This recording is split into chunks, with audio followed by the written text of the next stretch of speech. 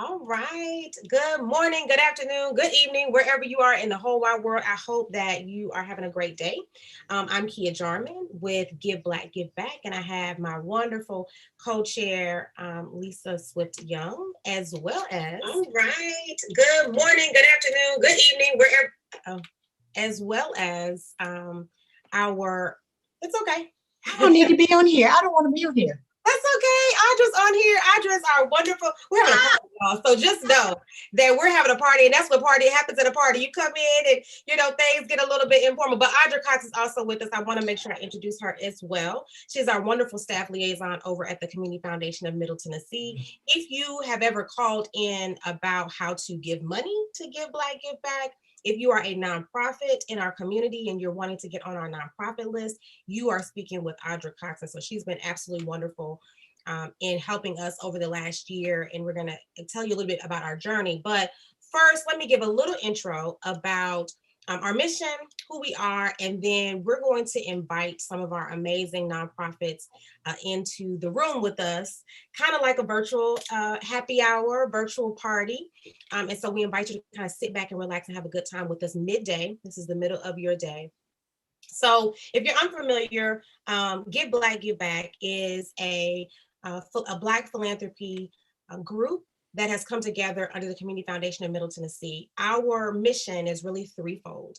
We serve as a resource and amplifier of the Black-led philanthropic funds that are right there at the Community Foundation. There are many funds that have been endowed and that have been in existence for quite a bit of time. And so we want to make sure that we amplify those and provide them with resources. We also support area nonprofits that are Black-led, and of course, who work to support the Black community and make sure that they have resources that they need. Resources include trainings and development, but also funds. We want to make sure they have the funds they need to operate. And then we provide access and education to the general community on how to build or sustain their own philanthropy practice. And that's a lot of what we do, spend our time doing, like today, during the Big Payback. So the Big Payback, let's talk about it for just a second. It's 24 hours of giving. The Community Foundation has been doing this for several years now, and we're excited that we're now in the number and we're able to receive funds as well. So if you go to the bigpayback.org / give black, give back, you can give directly to us and we can designate your funds. Lisa, please unmute yourself and do a quick introduction, and let's tell the people a little bit more about Give Black, Give Back. Yes. Hi, everyone. I am Lisa Swift Young, and Kia and I have been working behind the scenes to sort of bring Black philanthropy to the forefront. It is something in our culture that we have done. We've had some of our guests from the continent talk specifically about the origins of philanthropy in our community. And so this is really a great opportunity for us to sort of share and learn more about it. So Kia and I have been working together to create this Give Black, Give Back initiative through the sort of work in tandem with the Community Foundation of Middle Tennessee. And so we have a ton of things that we are sharing today and in the future about how we're going to move forward with Black philanthropy. Yeah, so today, as I mentioned earlier, this is the Give Black, Give Back hour during the Big Payback. So we're still raising funds, of course, for Give Black, Give Back on the bigpayback.org website, but also there are more than 60 Black-led nonprofits who have also signed up to be a part of the Big Payback. And it's really important to us that that as good stewards, we're also going to make sure that we amplify them. So we have a few of them that are going to come in the room in just a moment, and we'll start letting them in. Again, kind of like, having a little party where when we're not in virtual, everybody's together and people join, people leave, and that's what's going to happen today. What's important for me to share, and this is really, I'm really going to tag in Lisa on this one because I always call her our statistician. She's the one who keeps these numbers right. But what is so impressive about the Black community, who's been doing this since the beginning of time, and so philanthropy has been something that's a part of the Black heritage. It's just such a part of our history, and it's not just that it's part of our history; it's a part of what we do almost every day. So if you give tithes and offerings, if you have ever given money out of your car to someone on the side of the road, if you have fed a college student, if you have donated to an organization, you are a philanthropist, and I want you to claim that language and claim that relationship. But in particular, every year, only trackable is $11 billion of giving that Black individuals do across the world or across just this country. And that's really impressive. I want to say that number again, $11 billion. That's a lot of money. So Lisa, you really have been keeping up with these numbers and really been helpful in making sure that people understand the value of the Black dollar. Can you just share a little bit more about what you've been researching and what you've been studying? Yeah, so one of the things in particular that was really an opportunity, and we're going to talk a little bit about Kia and I, how we got involved in philanthropy in the organizations that we are affiliated with that are housed at the Community Foundation as well. But that number is a real number. So, when we start looking at numbers like that, we're talking, people are probably familiar, ladies are probably at least familiar with Spanx. And then the guys are probably familiar with Under Armour as well as women as well.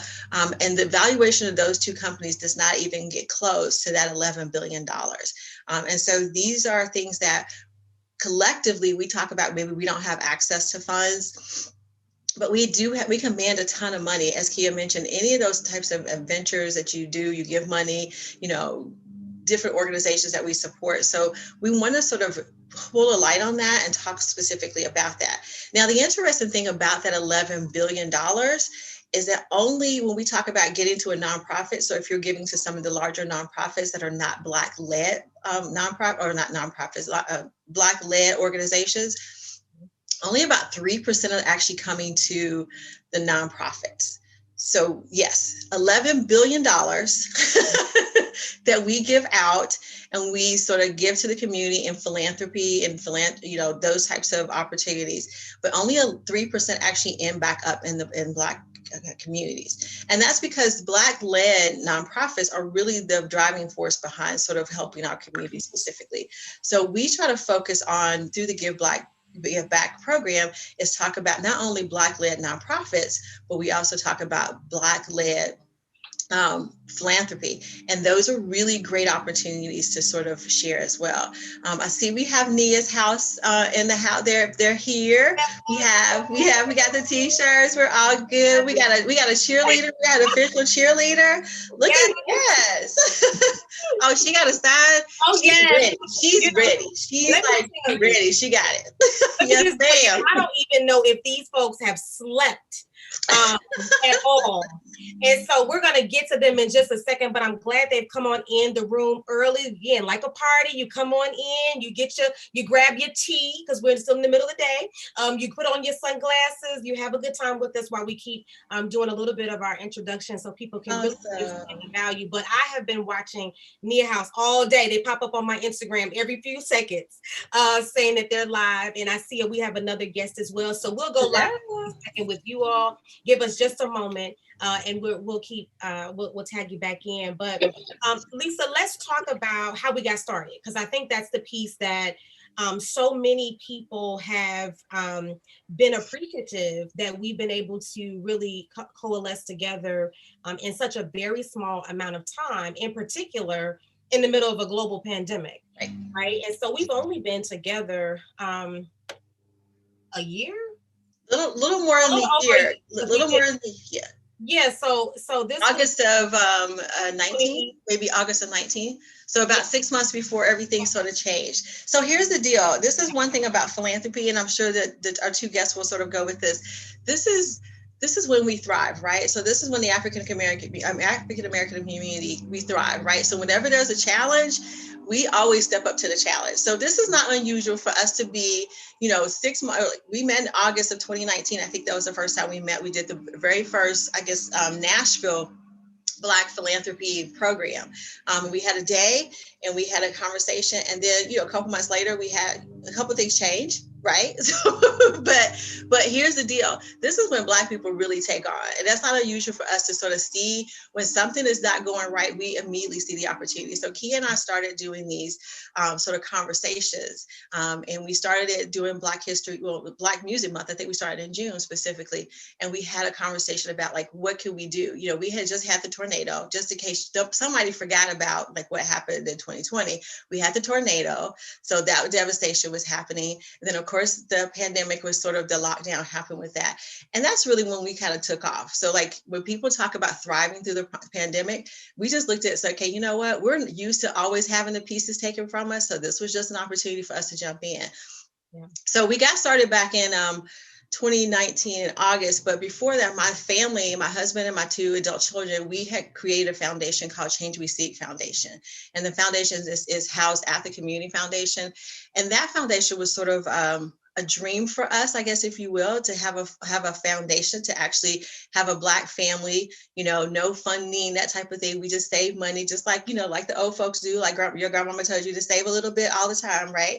And so we did that.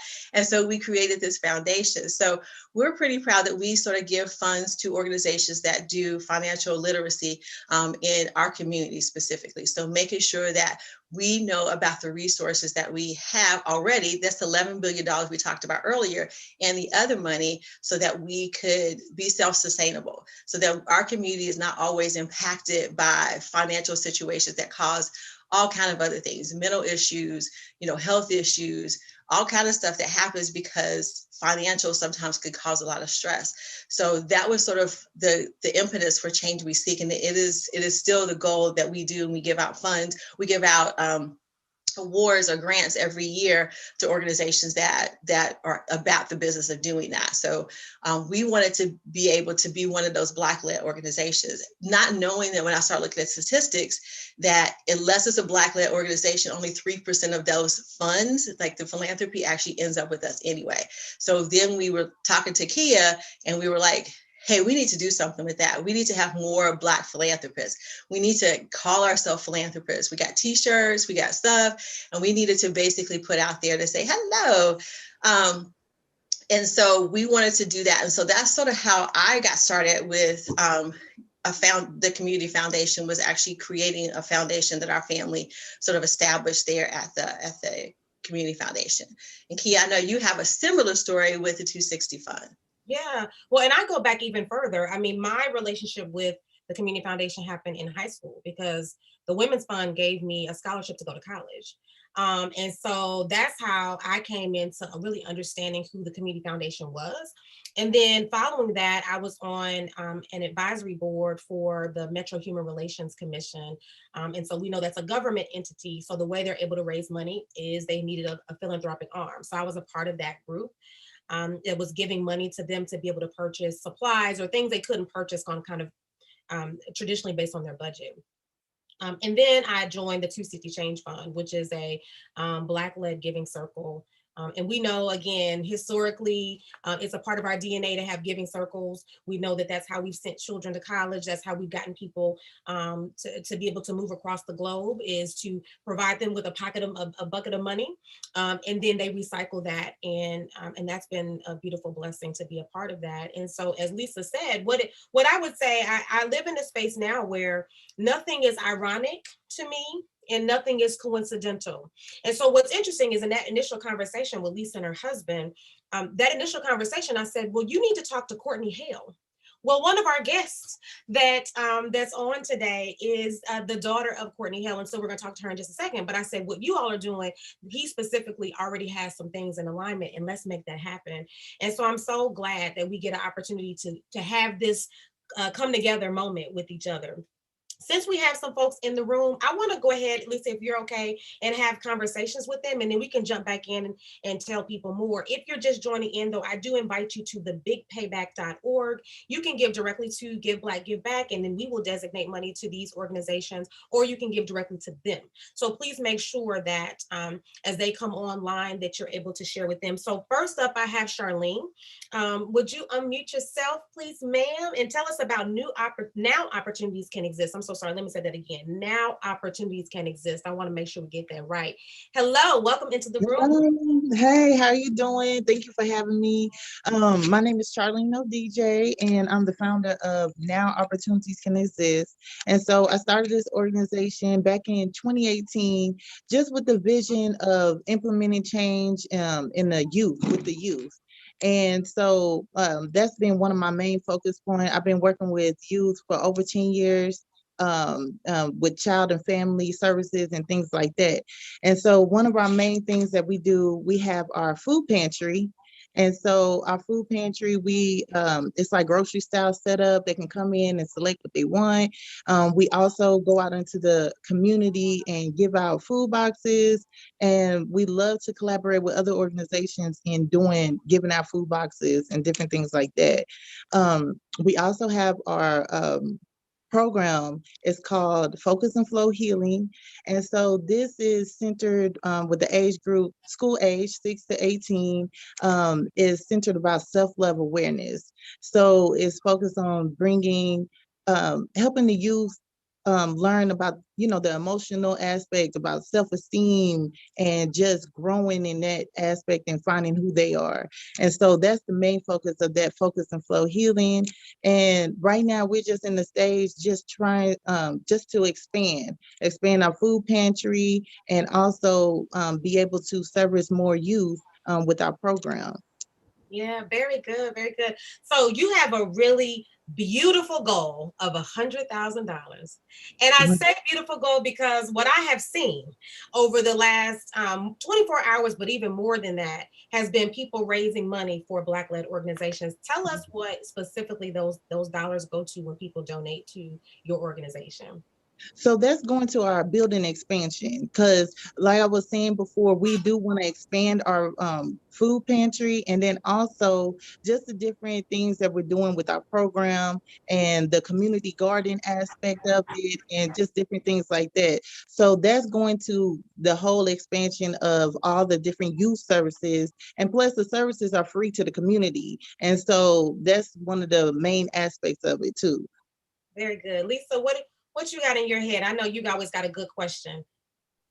First of all, I think this is a really great initiative from that standpoint. So that $100,000 that you're looking for specifically, what are some future plans besides the, kind of building out the expansion? Any opportunities for employment or things like that we can help sort of robust the community? Oh, most definitely. Because we do, with the programs that we have a few different programs. We have the community garden expansion too, and then also with just some like the halfway house, just tentatively things like that. And so it's just definitely employment in um, when they're transitioning from the halfway house and into the working field and things like that. So just teaching them just life skills, and just like literacy, financial literacy, and different things like that. So Perfect. That sounds amazing. Sounds like you got a lot of stuff going on, and that $100,000 that anyone will sort of contribute to. So remember, you to the bigpayback.org. You can go directly to this organization. Now opportunity can exist. Right now, opportunity can exist. You can give directly to them specifically to kind of help this initiative. $100,000 is a big number for a lot of people, but at the same time, your $5, $10, $15, $20 gets us there a little bit at a time. So don't feel like you don't have enough. Just give to them, and you'll be able to do that. So thank you, Charlene, so much. Thank you so much. You're welcome. So stay online. We can kind of hop in, but I think the next person was Kia, you want to do introductions to the Nia House, or Nia House Montessori? Yes. We'll go ahead and get with Nia House Montessori. Now, I've known these folks for a very, very long time. One of them is a dear friend of mine. We were in the same graduating class together in high school. I love her very dearly, Miss Holt, because that's what the students know her as. So Miss Marquita Holt. And then we have the ever fabulous and famous Ever Gray Hale, who is I'm a huge fan of. And Teddy is too, my little 6-year-old, anybody who knows Teddy. And so please come off mute and tell us a little bit about Nia House Montessori, what you all are doing with the community, and anything else you want to share with the Give Black, Give Back audience. Absolutely. Well, thank you for giving us this platform. Like you said, I'm Marquita Holt, and this is... Oh, they can't hear you, girl. I was going to say, but first of all, she's got a voice like no other, so she knows how to speak. Time, and we're in my office, so we're trying to contain. But before we even tell you about who we are, Ever, do you want to tell them what happened? What just happened? when we were outside playing, me and my god sister Lennox were like surrounding this hole, and we kept asking, where we at? Where we at? Yeah, where we at? Yeah. Literally, when everyone came surrounding, Miss Neil was like, we hit $50,000, and we were all screaming, big payback, Big big payback. And then now we're at 50,000 and 500 and $5. $5. So we just had to get that announcement here. So we are battling between rest time and very, very excited. Ever, go ahead and put your mask up. Ms. Holt's going to take mine down for just a minute. So thank you for this opportunity. Nia House Montessori was founded in 2014 by Cecilia Radford, Will Radford, Tramita Norman, Darlene Abernathy Neely, and myself, Marquita Holt. We just had a vision to bring excellent Montessori education to more people, whether it was brown people, whether it were people that couldn't afford $25,000 a year for a Montessori school, because it become a very elitist sort of philosophy. And we said, you know what? More children need to be able to think creatively and independently and for themselves, right? So we teach children how to think and not what to think, right? And so as you can see, Ever, I mean, this was actually a surprise. I didn't even tell her. So she's been excited. So we have individualized curriculum for all of our children, and we just sort of meet them where they are. And the Big Payback has been a great opportunity for that, because we're learning placement values. We're learning the word. What was the word you learned the other day? Philanthropist. We learned that are you a philanthropist? Yes. Yes. And my uncle is. And your Uncle Isaac. Uncle Isaac, if you're on here, she wants you to know you're a philanthropist. But we're excited. So we really, we include the children in all that we do. So of course the Big Payback was something that we would include them in, but we love what we do. We're in the heart of Nashville. We serve children ages 2 all the way to 4th grade. So please visit us. We're coming, we're coming from a high, and we're really, really excited. So please visit our social media pages and everything, and you'll learn more, because I'm sure I missed a lot. Do we need to let them know anything else about the school, Ever? Actually, You got 30 seconds. What do you want to tell them? And we learn how to be a meteorologist. Okay. You learn how to be a meteorologist. And a scientist. There's so much learning that happens. Yeah. So please check us out, niahousemontessori.com. And yeah, that's us, Nia House Montessori.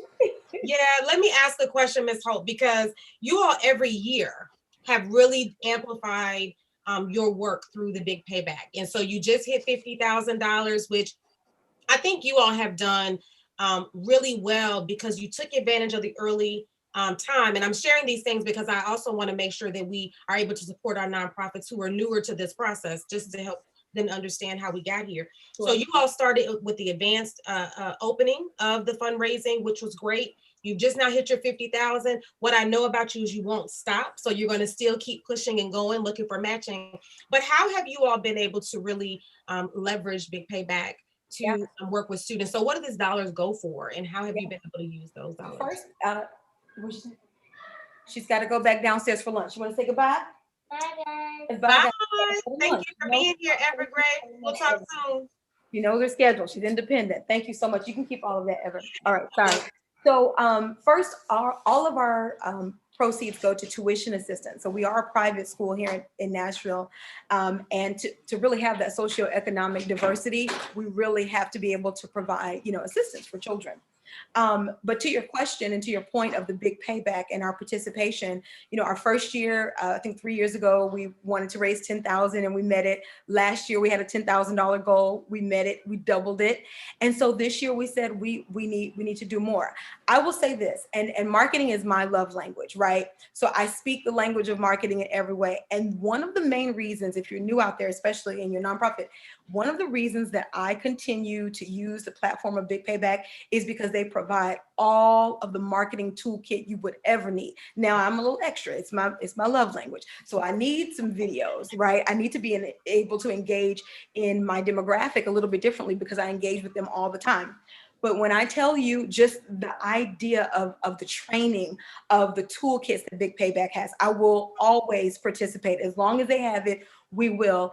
And I know I heard the children, the young philanthropists earlier, they said, if we meet our goal, we want to still be able to give even to another organization. So Kia, please connect us with another organization that might, maybe we could do 1,000 or something. They always want to give. So that's their thing. Yeah. Yeah, so you set it up for us, but you have to really engage your audience. You really have to make it theirs. I think we have 389 donors. I don't think we have anyone, and your statistic queen can tell you, I don't think we've had anyone to donate over $2,500. So we don't have big donors, but we have community and our mission and our vision, and we're true to who we are, and that just has to shine through for this Big Payback. That's what we do in a nutshell. Thank you. I always love a good marketing lesson in the middle of a party. We understand how to do that though, right? Because we understand each other in that way. So thank you so much, Ms. Hope, for being here. I hope that you all were catching that, whether you're on the line with us in our happy hour or you are watching on YouTube or through one of the other platforms, how you leverage the Big Payback can really amplify what it is that you're doing. And what we know about Black-led organizations is that money goes directly to need. I mean, Lisa's already given the stats on that. It goes directly to the need. It's not going for the fax machine, or it's not, those things are important, but we know it goes directly to the heart of the community and what their needs are. When you give those dollars, we can stretch them so much more. Lisa, I know we've got Katina coming up next. I'll let you introduce her. So Katina, I'm going to let you sort of kind of jump in from that standpoint and share a little bit about what your organization is about and how this Big Payback, how you're participating and what your goal is, so everyone knows what your goal is. Sure. Hello, all. Thank you for having me here again. I am Katina Beard, Chief Executive Officer with Matthew Walker Comprehensive Health Center, and we are a health center that's not far from your house, but we are right here on the corner of 14th and Jefferson. We provide medical care, dental care, behavioral health services, lab service, radiology services. We have an on-site pharmacy, social services, primarily for individuals who are without insurance or have a gap in their insurance. And so we are serving about 15,000 patients a year, and we are a holistic approach to healthcare. And so it's not that you only come here and see a doctor, but you can come here, you can see a doctor, you can get your behavioral health services met, your oral health services met, pick up your medication. If we identify or you speak with us and let us know that you need additional items, we can help you get a food box. You can meet with our social services coordinator and get some assistance with your housing. Our case management team works to identify if you have challenges getting to your appointment. And so that might be transportation, or it might be you need a translator. So we're here to do all of that because we know that coming to the doctor is just one step, but then helping you achieve your health is what is everlasting, right? It's that long-term game. And so that's what we're here to do. And so we have been participating in the Big Payback now for several years. And this year we're focused on two areas. We're focused on building and populating our food pantry to service our kids and our older adults, particularly as we are moving into summertime and people's schedules change and they may not have access to the food that they need. And so if you come here and, we talk to you about your diet and you just let us know. It's not anything to be embarrassed about, right? These times are very challenging and we want to be able to meet people's needs where they are. And so helping people with their food, accessing healthy food, because we know that's what helps people stay healthy, being able to take your medication. So we're rebuilding our food pantry. And then the second piece is that we want to help more women receive their mammograms. So we have a mammogram center here. People can come here to receive their screening mammogram after they see the provider. And if you are uninsured and aren't eligible for some of the other programs, we want you to still be able to get that mammogram for free. And so as Kia said, all your dollars will go directly to helping and supporting our patients that are coming to us to make sure that they have what they need to be healthy and to have a life of health. So Lisa, I think I hope that answered your question. Yes, it did. Thank you so much for sort of being that beacon of light in the community to sort of look at all those different pieces. I love that fact that you're talking about holistic. We're talking about when we're talking about someone's health, we're talking about all the things that go along with that. As a part of that, what is your goal for this particular Big Payback event? Like, does Matthew Walker have a goal as far as funding is concerned? Or you guys, what is your ask? I guess that's the, Sure. watching. Sure. Yeah. So our ask is $10,000. That will help us provide mammograms for 200 women and rebuild our food pantry. And so we will be able to do that with the $10,000. Very good. And what I love about this experience and what Lisa and I really, when we came together to launch this initiative, Give Black, Give Back, we really wanted to bring together philanthropists and nonprofits. And so we earlier heard from Charlene from Now Opportunities Can Exist that part of her mission is to provide food bank or food pantry assistance. And then we have another partner on the line who does something similar. So it's really important that our missions are able to align with each other when that's available to happen, because we know that we're stronger together. And I always say I have a selfish kind of little goal, which is for us to be more collaborative in the way we work together. It's not because we can't collaborate, and it's not because we don't. It's because we have to constantly check that ego.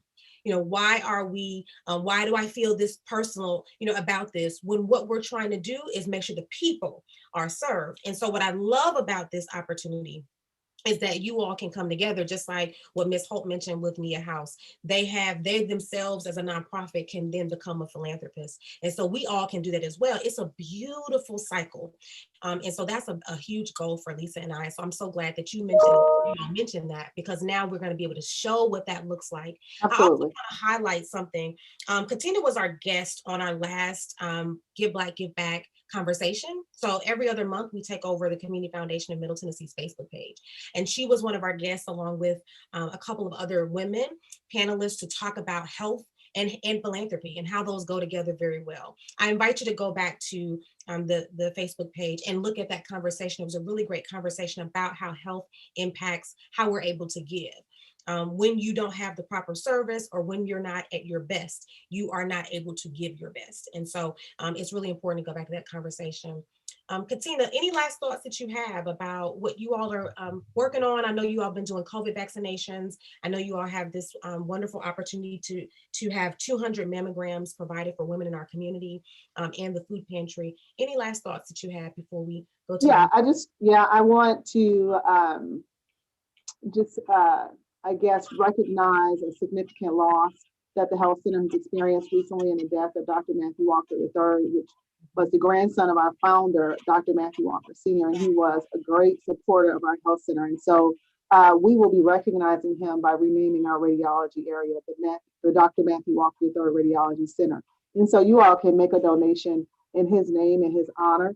The family has requested that. And so I just thought I would let people know that we want his memory, along with his grandfather's memory and legacy, to continue to live on through the services that we provided here. So Kia, Lisa, Community Foundation Middle Tennessee, thank you for this opportunity to be here today and to be able to speak. And let me just say thank you now to all the donors that are going to be giving to us and to all the nonprofits here in Nashville, because the work is here and the work is being done by so many, and there's work to be done. And so I appreciate the time and the attention and the support of all.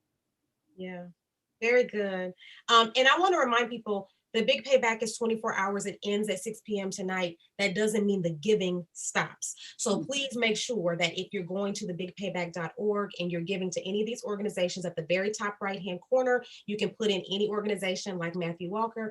You can just put in that search term and that page will come up. But I also invite you to look at their URL that's in that page, go to their website and continue to give to any of our organizations that are on the line or the 60 others that are participating in the Big Payback. Thank you so much, Katina.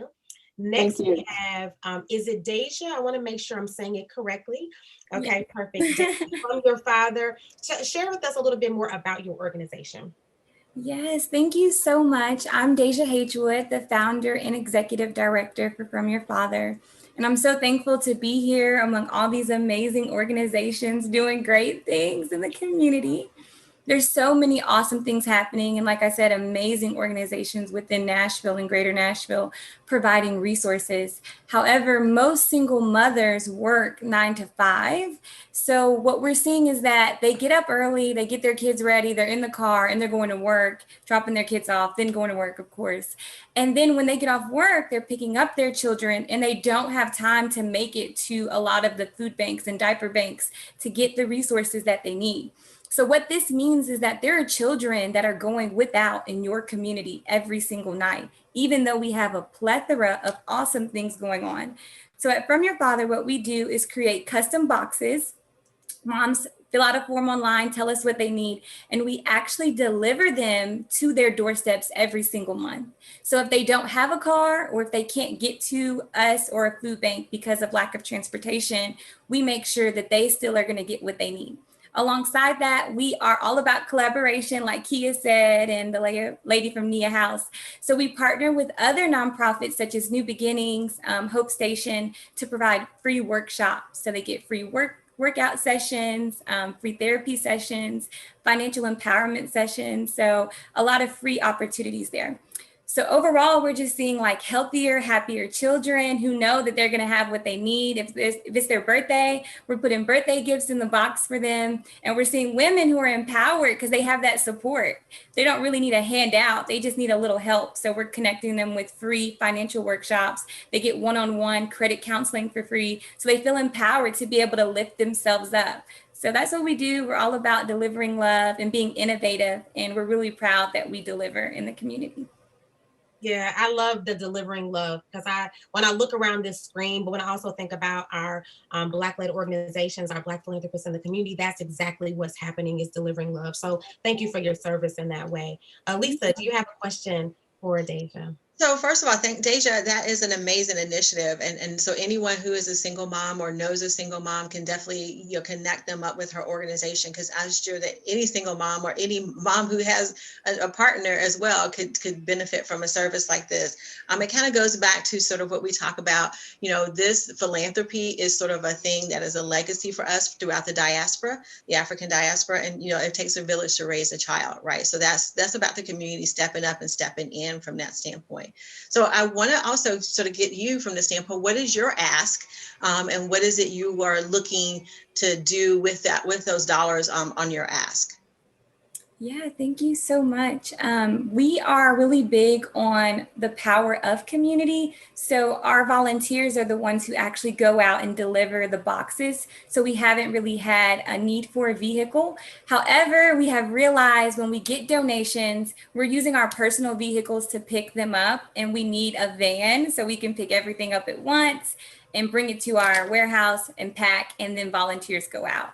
So we're asking each person, our kind of marketing is for $10, 100 people or more. And we just asking for $10 so we can get a vehicle that we can put everything in at once. And people don't have to use their little cars like me. Yes, very good. Awesome. What other ways, how do people get in touch with you? So of course we want people to go to the bigpayback.org. You mentioned there's a form on the website. What do people do? Let's walk them through the process really quickly before we move on to our next guest so that someone knows exactly how to refer someone to your program. Definitely. So we're really on Instagram. We're trying to leverage that. So if you are on Instagram, you can DM us and say, hey, we've had that, I need help. And we'll send you the link to the form. When you fill out that form, basically it has all the information and you tell us what we need. We'll call you, make sure there's nothing else, and then we'll literally deliver it to your house. Also, if you want to hit us up on Facebook, or if you want to email me at info@fromyourfather.org, we'll send you the link. But generally, you're going to get a link. Everything's confidential. You don't have to stand in line and fill out a whole bunch of paperwork. It's on your phone, and then we'll deliver a box. So. Very good, Deja. Thank you so much for your service.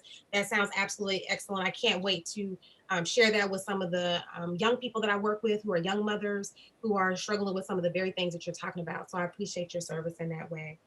Next, we have Demetria Short with Transformation Life Center. Please unmute yourself and we'd love to hear about your organization and your goal. And I think a little birdie told me there's some good news that you might want to share as well with us today. So go ahead, Demetrius.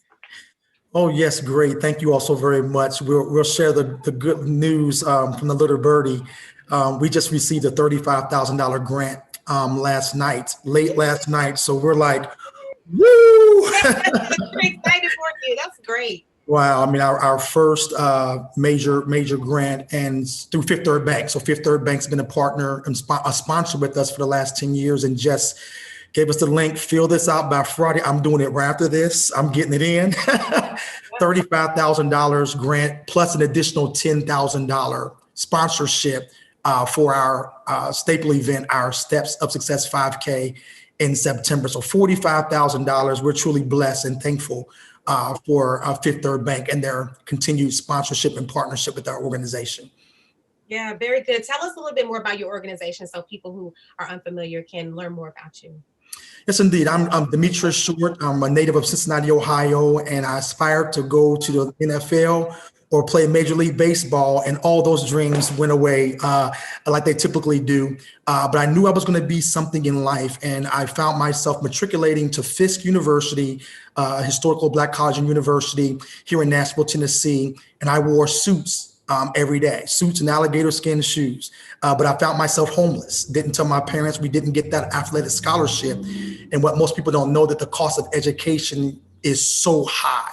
The athlete signs on the line and they never see a bill. They get this amazing 4-year free paid, and the typical student, mom has to work 2 jobs to put kid A through school. Dad has to take up another job to put kid B through school. At the end of A and B's kids going to school, they get Sally Mae and they're in debt for the next 30 and 40 years. And so I got to Fisk University, didn't know how I was going to figure it out, but I pulled myself up by my bootstraps. And I walked 3 miles a day from Fisk to my internships in the early 90s, carrying a briefcase, those signed up alligator skin shoes, but with tears falling through my eyes, not being registered, and just going through one of the darkest days of my life. I finally graduated, thank you, Lordy, got my dream job with IBM, making $70,000 as a 25-year-old in 1999. And I came back to Nashville at homecoming and said, what can I do to help one student not go through what I went through?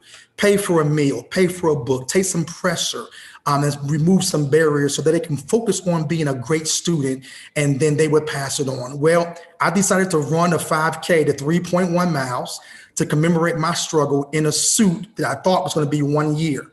Here I am 11 years later, one of a few Black race directors in the country, and we have successfully grown this 5K race, run, walk into over 1,000 runners, and we did $50,000 last year, and that money goes to college scholarships and helping to personally and professionally develop college talent to be pipelines into corporate America.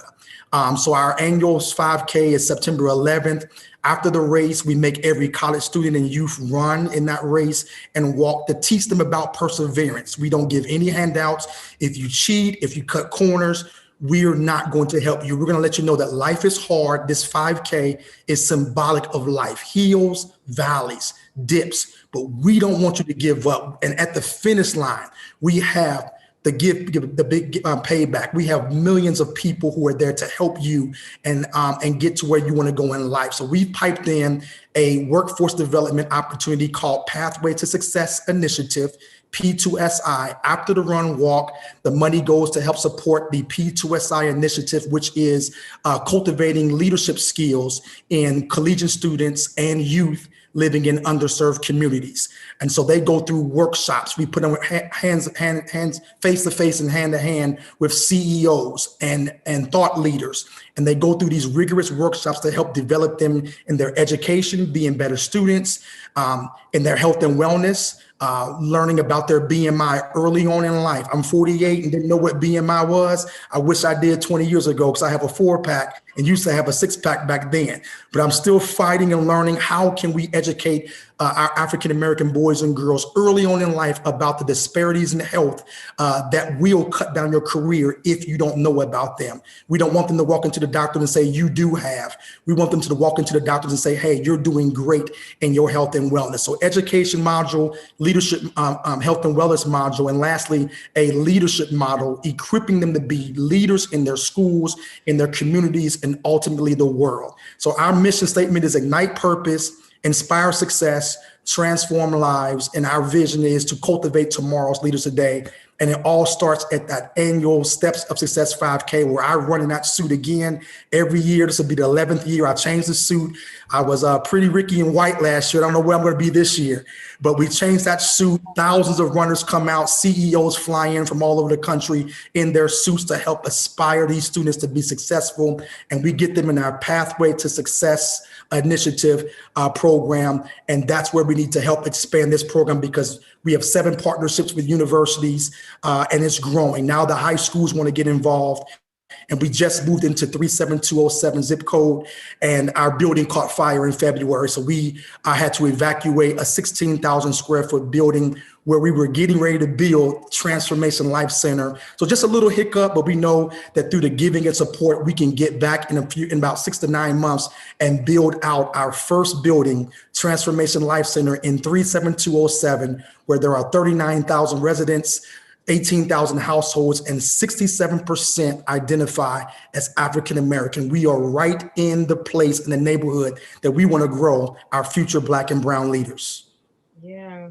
Well, I can see why Fifth Third made such an investment in your organization. Lisa, what are your thoughts here? First of all, thank you for your enthusiasm. You may not have become a NFL player or MLB player, but you are definitely a coach. So you are definitely on your path to be a coach, and maybe that was a higher calling. Yes, indeed. You might have been shooting too low for the NFL. You're right about that. Right, the coach might have been your level, and that might have been what happened from that standpoint. So, thank you so much. So I know you've gotten to 35,000. So what is your ask for moving forward? Now that you've hit 35,000, what's your ask right now for the Big Payback? What do you still need as far as funding or maybe even resources?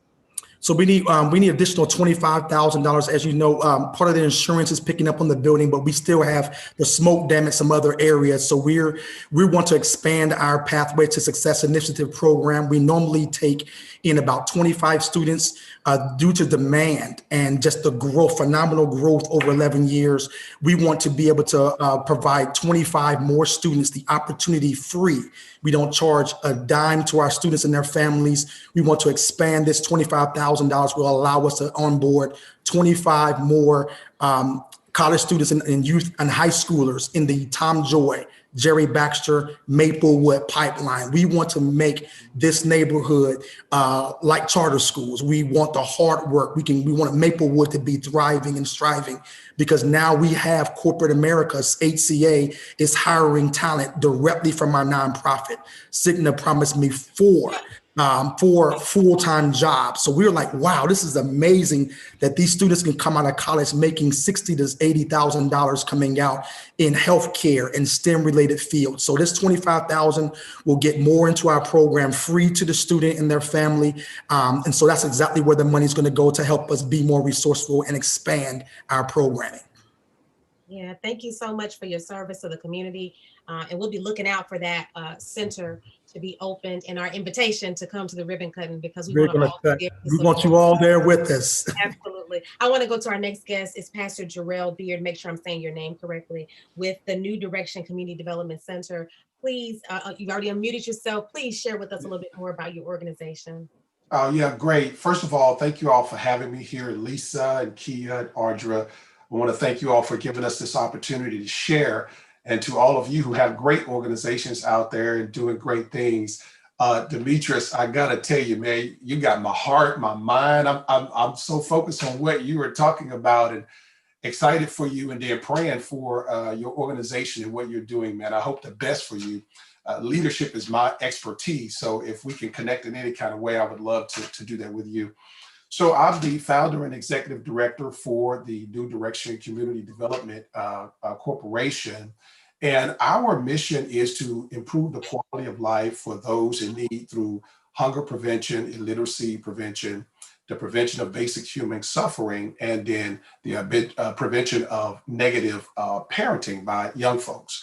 So I started out, as a young person going through poverty and lack and child abuse and all those things in my own background. And I wanted to try to find a way to reach out to families who may be in the same type of situation and provide for them the resources, the help, the love, and nurture that I didn't get growing up. And so that's how I came to the place of starting the New Direction Community Development Corporation. 4 of our primary program services that I think are doing pretty well in the community is, first of all, our Forever Faithful Food Program. And through this program, we provide food boxes, weekend meals, bulk 18-wheeler food drops into communities, as well as what we call fun care bags that we drop off to the schools in Rutherford County. This particular program, I love about it, it targets homeless children who are in the school system. A lot of us may not know that in a lot of our schools, there's a population of homeless children who are living in vans, they're living in hotels, RVs, they're crammed up inside of homes with so many people that the government doesn't even classify that living environment as a home. It's still considered homeless because they're so packed up and jammed inside of those places without the supplies that they need. And so through working with the school systems and the counselors, we've identified all of those children, and those children are in what we call the hopeless student program in the school system. That's the name that they have for these kids. And so we put them in the HOPE program, where we start providing hope for them, resources, hygiene items, backpacks, school supplies. And through this program, we reach about somewhere between 5,000 to 8,000 families and students a year. And it's just tough to see, children in a situation where they don't have food, they don't have clothing, shoes, and all this kind of stuff. And so we try to make sure that they get those things. Our second program that I really love is our Life Care program. And so with this program, every year we donate about 3,000 backpacks that are full of school supplies, hygiene items, calculators, electronics, Nike tennis shoes, all the kind of things that children would need to go back to school and to be able to, be effective in their learning without having the distraction of having lack in their life. This program also helps individual families, single moms who are struggling in the Rutherford County area. They go through our website, through our Facebook page, send us a notification. We would literally, just like from your father, drop off a box of hygiene items and things that people may need in order for those single moms to have those supplies. Another program we have that I love is our Educate Me Now program. Through this program, we hire certified teachers who are working in the school system to tutor kids kindergarten through 8th grade who are falling below the learning level. And so these kids get a scholarship for 3 to 6 months, and these teachers will specifically tutor them in the areas where they're failing the most and get their scores up. We monitor them for that 3 to 6 months to make sure that their grades are improving, their learning is improving, and it's really turned out to be a really good program. In order to be a part of that tutoring, they have to have a background check, they have to be certified, you have to be working in the school system at that point in time. And then you have to meet with the children either at our facility in Smyrna, or you have to be at a public library. And you have to take a photo with the child, you have to sign in, you have to take a photo when the child is leaving the program with the parent to make sure we get all of that qualified information that people are being serviced well. The last program that I really love is our Positive Parenting program, and it's more of an advocacy piece. So we do a lot of different mail outs throughout the year to residents in a certain zip code to make sure that college students and teens are getting really good information on how to be a positive parent, because we know we have a lot of college students and teenagers who, have children now. And they need that added support to know, how do I best raise these kids? How do I do a great job raising children? And that's one of the program services that I really love. We have 2 big events every year. One is our Christmas for Kids event, and we're partners with Toys for Tots. So anybody in Laverne or Smyrna area that wants to get a toy from Toys for Tots, they have to register through our program. And so we typically see about 2,000 people every year at this big Christmas for Kids program. We have so many sponsors who give toys, electronics, food. We would typically have about, I say maybe 30 local restaurants and vendors there who are giving out free foods and samples of all the different things that they offer. And we typically will have a semi truck from Feed the Children there on site where we give out anything from food to hygiene items to clothes to all the different things that could be on that truck. I mean, you might get some Pampers on that truck. It's just all kind of stuff. Cleaning products may be on that truck, but whatever they give us, we give all of that out to the community. The second one is our Back to School program, where we will invite teachers, counselors, someone from the mayor's office. We have jumpers and face painting and all kind of things out on the property. We'll bring in another truckload of food, a truckload of supplies, and we give all that out as kids get ready to go back to school. So really fast, that's kind of a rough sketch of New Direction Community Development Corporation. Very good. Okay, so we're running low on our time, but we want to make sure we get everybody. Thank you so much, Pastor Beard. We appreciate your service. Make sure you go to bigpayback.org and you can look up the New Direction Community Development Corp, and you can donate to the organization he just mentioned. Let me see. Terrence Hillsman, are you here? If so, I want to make sure we get you on video. So if you turn your video on for me and come off of mute. Unmute. Can you hear me? I can hear you. And so you're with Club 51 AAU. If you will share briefly with us a little bit more about your organization and what you're asking for the Big Payback. Okay. So Club 51, I am the founder and CEO of Club 51 AAU, 501c nonprofit organization. We are a traveling basketball team. With the traveling basketball team, what we do is develop young men, player-wise and academically, or whatnot. One of the things about my program is that I'm education first at all times, or whatnot. I held my players to a high standard, a 2.8 grade point average. If you don't have a 2.8 grade point average, you do not play for me. We are playing in elite exposure tournaments. It's from D1, D2, D3, NAIA to JUCO. Things about my players I build high character with. We teach them about having character, about having manners, about how the world is going to work. We teach them about finance. We teach them about nutrition. These are things that was instilled in me as I was growing up. These are things I instill in each and every one of them.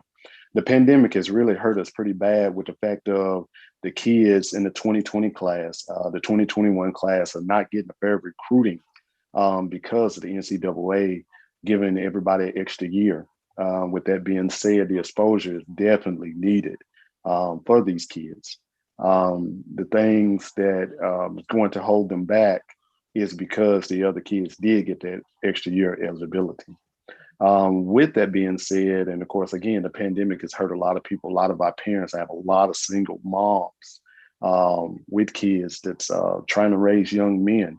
And a lot of people don't understand this. I said this to a friend the other day, is that the fact that single women are raising young men and they're wondering why, as they get into life or whatnot, that the young men are not responding or doing other things because they don't have that male figure sometime in the household to kind of help them along the way.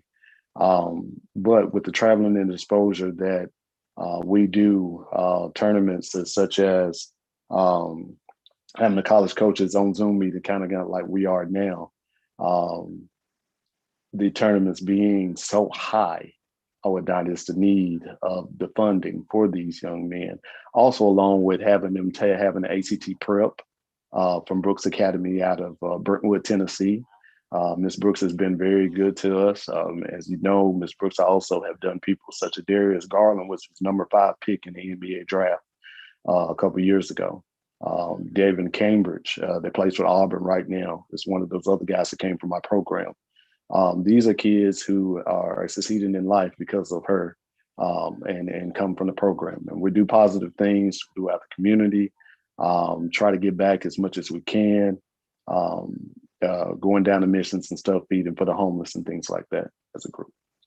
Very good, Terrence. Thank you so much. Before we get to our last two guests, because we got to keep pushing forward because we're going to run out of time here. I want to make sure we thank our media partners, 92Q and the wonderful crew over there, Yolo B, Ernie Allen, Kenny Smooth, Sissy, C-Dub, and the whole crew, WFSK, Jazzy 88, X-Men, and Sharon K, Nashville's favorite on-air personality on the jazz station, and the Tennessee Tribune. They've all been wonderful media partners for us, and I want to make sure, I'll give them another shout out, but I want to make sure we give them a shout. Let's get to our last two guests. I have another great friend on the line, Miss Labra Newman, who is the founder of Purpose Prep Academy. Labra, share with us a little bit about Purpose Prep and what your goal is for the Big Payback this year. Yes, thank you so much for having me. It's an honor to be here, not only with, these amazing Black-led, Black-owned businesses and organizations that are making an impact in our community, but with you all that are making this possible for us. So thank you so much. I am the founder and head of school of Purpose Prep Academy. We are an elementary charter school in the North Nashville community. And our mission is to ensure that our children are empowered through not only the academic education that they need and deserve, but also that they are empowered through the identity affirmation that is so important, that they're equipped to know that they are brilliant and they have everything that they need to manifest greatness in our world. We know that schools play a critical role in supporting the success of our children. And unfortunately, there is a crisis in urban education. In Tennessee, and particularly in Nashville, less than a quarter of children leave elementary school heading into middle school on grade level. And so what that means is, those foundational years where literacy and math as a foundation is so critical, they're lacking those skills as they go into middle school, and the gaps only widen from there. And so it is crucial that we make sure that school at every level is successful for children, but particularly in those foundational years, that children are learning how to read, how to write and tell their stories, how to read math problems and solve equations. There's so many foundational elements of literacy, math that are so important. So we work hard at Purpose Prep to make sure that our children are successful. We're really proud of that success. But we're also proud of all of the other aspects that is encompassed in our education. Certainly, like schools, we've been hard hit by this pandemic. And so we've worked really hard to ensure that the learning continues for all of our scholars, even though it's across a computer screen. That's required us to provide our families with technology. That's required us to provide them with supports on how to navigate technology and train. We joke that our operations team turned into the geek squad because they've been on, meetings and calls, navigating with our families and grandparents, how to get into Zoom. But it's been amazing to see the progress that has been made with technology over the course of this year, the skills that have been developed in that process, and how we've been able to overcome a lot of those challenges to ensure that our students are successful. So we need the support to continue to be able to meet the needs of our families, to be able to ensure that education stays and remains to be really high quality for everyone involved, and that we have those additional, funds and supports to help our families with all of the additional challenges as they navigate this time. Schools are becoming so much more during this time around how do we support our families during this crisis. And so that funding and support allows us to be able to provide the academic and emotional supports that our community needs. That's amazing. It sounds like you guys have a lot of really great initiatives going on over there. Just really quickly, what is your ask and your goal for the Big Payback? It would definitely be to support us as we transition back into the building. We've decided as an organization to remain virtual through the end of this year. Over 90% of our families are African American, and we know that this pandemic has disproportionately impacted the Black community. And so it's really important that we equip ourselves to return, not prematurely, but in a very safe manner. And so continuing to support us with technology needs, both in the virtual world, but certainly as we transition back, but then also everything from equipping our building and facility, air filtration systems. We're really making some major design elements to our school to be able to ensure a really strong and safe model in the in-person building. So those supports would be really critical to us during this time. Very good. Thank you so much, Labra. Please go to theBigPayback.org and put in Purpose Prep, and you'll find how to give to our wonderful students all across our community, but in particular, the students that look just like you and I. So let's make sure that we support them. All right, our last guest today is going to be Clifton Harris of Urban League of Middle Tennessee. And what's important about Clifton's conversation, I want you to, of course, share a little bit about the organization for those who don't know, but we also have been doing some trainings with the Urban League. So Give Black, Give Back has been partnered with Urban League of Middle Tennessee to make sure that when grant opportunities are presented, when things like the Big Payback happen or Giving Matters, that we're there to provide some additional support to those nonprofits. And so when the discretionary funds open up this summer for the Community Foundation of Middle Tennessee, Clifton and likely myself and Lisa and Audra will be working alongside those nonprofits to make sure that we have all of our materials updated, that we have everything that we need in to make sure that if you're eligible for those discretionary funds, that you have access to them. So Clifton, I stole a little bit of your shine, but I wanted to get that in. And so that is quite all right. You're intro. exactly right, Kia, and because we want to help, our partners who are serving our people in our community to succeed. And so we've been doing that, at the my name is Clifton Harris. I'm the president and CEO of the Urban League of Middle Tennessee. Our Big Payback goal is $5,000, and we are asking those resources to help get 30 people across our Tech Connect finish line so that they can secure jobs as technicians in cybersecurity and as IT developers. We already have 2 that have secured livable wage jobs, and we're really excited about that. And we got 28 more to get across the finish line, and we will be extending this program into 2022. And so we're really excited about that.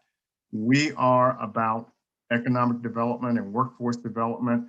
We exist for the purpose of helping African Americans and other minority groups gain access to economic self-reliance, power, parity, and civil rights. We serve about 5,000 people annually. We are involved in initiatives around workforce development, education, small business development, literacy, entrepreneurship, career exploration, civic engagement, where we are focused on legislative issues that come out of our state legislation, as well as we're doing work right now in the census area. Census is not over, people. We are fighting the battle of making sure that the redistricting is done adequately and fairly. So we don't want any problems when it comes to voter suppression. So we're monitoring that. And we will continue to make sure that we do our meals en masse across Middle Tennessee. We're about to do our Leadership Academy, where we take young men and young women and expose them to career opportunities at major corporations. We do a deep dive into academics in the morning, and then in the afternoon, we expose them to all the operations that it takes to run a corporation, because we believe that if children can see it, they can be it. And then we do financial literacy as well. We have some great programs that are on our website at ulmt.org. We are also providing technical assistance to small businesses and to nonprofits, and we look forward to working with any of the nonprofits that are on this call today. And we have some great programs that we will be launching later this year, and programs that we will be launching next year, thanks to the funding that we are receiving right now. We'll be making announcements about that. So I'm really excited for these strategic partnerships that we're standing up, but I'm more excited about the opportunity to be involved in the Big Payback and the impact that the Big Payback is having all across Middle Tennessee. We're to our goal, and I have no doubt that we will hit that goal before 6 o'clock this afternoon. I am confident in that. So Kia, Lisa, and Audra, thank you for this opportunity, and thank you and all for highlighting such a great program today. Yes, thank you so much, Clifton. Thank you so much for your service and your partnership. And as he mentioned, we'll be working on that technical assistance with those nonprofits, whether you're on the line, whether you're paying attention, or whether you're across the globe. We want your support. If you have some impact in Middle Tennessee, we want to be a part of that with Give Black, Give Back. As we wrap up, because it's now 1:09 and we've got to about 1:15 before we get out of here. But thank you to every nonprofit who's on the line with us, who's participating in the Big Payback. It was important for us to extend the platform, not just for us to raise money for ourselves, but to raise money for other organizations, because that's exactly what our mission is. And so, of course, people can give to Give Black, Give Back. You can give through the bigpayback.org, and you can find us, Give Black, Give Back, or you can go to any one of the organizations today and contribute to them. We want to make sure that our nonprofits, and more importantly, because our nonprofits, we know who they are working with and on behalf of, are people that look just like you and I. And we want to make sure that those individuals in our community are able to really be able to advance themselves. What Clifton is talking about in a whole nutshell is about economic prosperity. And so we know that though we cannot close that gap ourselves, that wealth gap, or really the other day I heard it as a canyon. It's a wealth canyon. We're not able to close it ourselves, but what we can do is we can continue being who we've always been, historically and traditionally, and we can make sure we come together on each other's behalf. And that's what we're doing here. Lisa, do you have any last thoughts? And then I want to shout out some of our sponsors one more time. Yeah, first of all, thank you to all the guests, and again to the Community Foundation of Middle Tennessee for allowing us to use this platform, and all the guests who've participated. There are more than 61 organizations, Black-led organizations, that are currently part of the Big Payback. So you have plenty of options out there to use your $11 billion that you were going to already give. So this is not anything different, just directing it specifically to a Black-led organization will make the impact even more important. I think that's what we need to say. We have traditionally, we have the money. The statistics show $11 billion is what we annually give anyway. So if you're intentional about your give to Black-led organizations, then you will make the impact that needs to be made in our community in the areas of health, in the areas of food deserts, or in any of the areas that have been discussed today. We can make an impact with that money. So we do have those resources. So just think about that, being intentional. Take a look at the Give Black, Give Back site. Look at the bigpayback.org, give to our fund, give to any of these funds. Any organizations out there, nonprofits that are still wanting to be a part, we do have opportunities for some of our discretionary funds through the Community Foundation to be a part of. So this is the time for you to get engaged. And philanthropists, you are a philanthropist. If you're listening to this, if you are in the African diaspora, you are a philanthropist. And so I encourage you to sort of adapt that name for yourself and call yourself that, and know that you can make the impact in particular. So thank you again for everyone who's participated today. We just want to shout out to everyone here, and just take a look at the website and learn more about what we're doing. Yeah, so if you're brand spanking new to this conversation, this is your first one, we invite you to come to the Community Foundation of Middle Tennessee's Facebook page. Every other month we take over and we make it all about Give Black, Give Back. And so our next conversation will be in June, which is Black Music Month, but it's also when? Juneteenth. And so that's when we started last year. We'll do it again this year. We'll have a Juneteenth conversation with someone in our community. And then in August, it's Black Philanthropy Month. In particular, August 13th is deemed Black Philanthropy Day here in Nashville. So we want to make sure that you are participating in that as well. I want to thank one more time our sponsors, 92Q, WFSK, Jazzy 88, as well as Tennessee Tribune. Audra Cox, you always are silent, but absolutely fierce. She is our staff liaison over the Community Foundation. Do you have any last words? I want to make sure that you have space to do that. I'd just like to thank everyone who's been so receptive when I reached out to them. We still have a couple of hours to give Black, give back, and to just give. We know that we are our brothers and our sisters' keeper. So let's do it. We can do this. We can do this. Thank you to everyone. Yay! Thank you. That concludes